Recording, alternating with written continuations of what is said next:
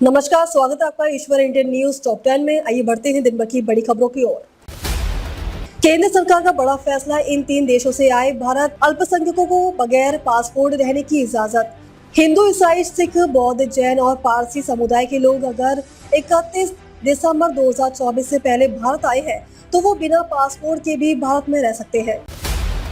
पंजाब आपदा प्रभावित राज्य घोषित, लाखों एकड़ खेती तबाह, बाढ़ की चपेट में 1400 से अधिक गांव। पंजाब राज्य के 23 जिलों के लगभग 1400 गांव बाढ़ से प्रभावित हैं, जिसके कारण पूरे राज्य को आपदा प्रभावित घोषित किया गया है।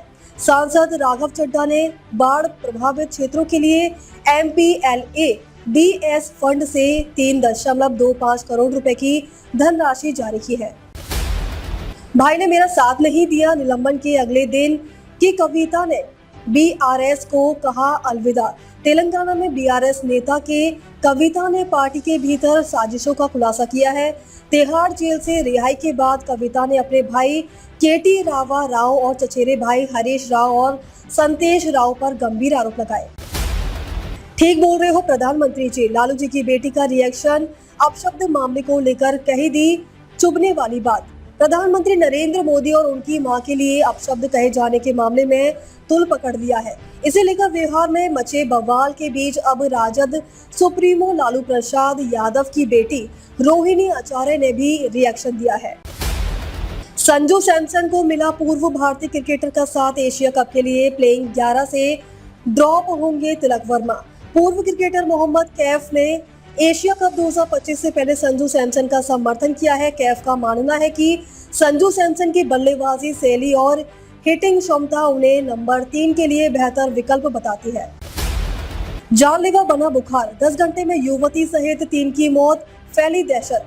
बदायूं के इस गांव में कई बीमार। बदायूं जिले में बुखार का प्रकोप तेजी से फैल रहा है, जिससे कई गांव प्रभावित है। कलिलिया काजमपुर गांव में एक किशोरी समेत 3 लोगों की मौत हो गई, जिससे दहशत फैल गई है। स्वास्थ्य विभाग के इनकार के बावजूद कई लोग क्लिनिकों में इलाज करा रहे हैं। शीना बोरा केस, विधि मुखर्जी ने CBI की चार्जशीट पर उठाए सवाल, अदालत ने अचानक बदला बयान। शीना बोरा हत्याकांड में नया मोड़ आया है। मुख्य गवाह विधि मुखर्जी ने CBI पर आरोप लगाते हुए कहा कि उनसे जबरन दस्तावेजों पर हस्ताक्षर करवाए गए। विधि ने अदालत में कहा कि इंद्राणी मुखर्जी बेगुनाह है और उन्हें फंसाया जा रहा है।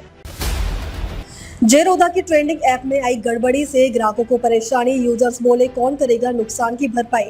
ब्रोकरेज फर्म जेरोधा के ट्रेंडिंग ऐप काइड के यूजर्स को बुधवार की सुबह ऑर्डर करने पर परेशानी का सामना करना पड़ा। कंपनी ने भी गड़बड़ी की पुष्टि करते हुए बताया कि इसे सुधार लिया जाएगा। खुशियों का दिन बना त्रासदी, बेंगलुरु भगदड़ पर कोहली ने तोड़ी चुप्पी, दी पहली प्रतिक्रिया। साल 4 जून को RCB की IPL जीत के जश्न के दौरान बेंगलुरु के M चिन्नास्वामी स्टेडियम में भगदड़ मच गई थी, जिसमें 11 लोग की मौत हो गई थी और कई घायल हुए। विराट कोहली ने पहली बार इस घटना पर प्रतिक्रिया दी है। GST परिषद की 56वीं बैठक जारी, कर ढांचे में सुधार के बड़े बदलावों पर लग सकती है मोहर। वित्त मंत्री निर्मला सीतारमण की अध्यक्षता में GST परिषद की बैठक के दौरान इसका करों से जुड़ा पैनल हेयर ऑयल से लेकर छोटे करों तक लगभग 400 से अधिक वस्तुओं पर कर कटौती की योजना पर फैसला करेगा। अब तक के लिए बस इतना ही, फिर होगी आपसे मुलाकात। तब तक के लिए नमस्कार और देखते रहिए ईश्वर इंडियन न्यूज टॉप 10।